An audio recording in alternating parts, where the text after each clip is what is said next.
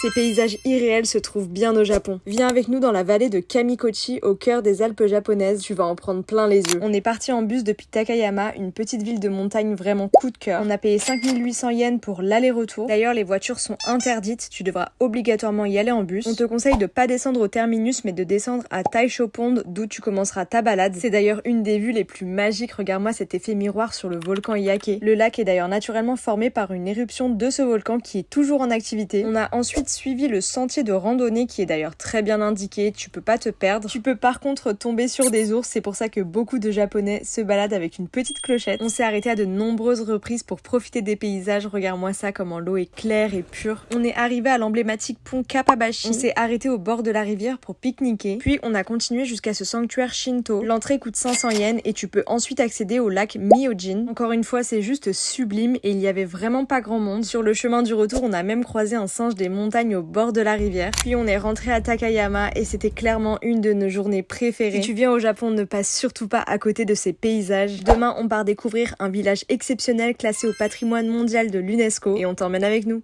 Alors à demain.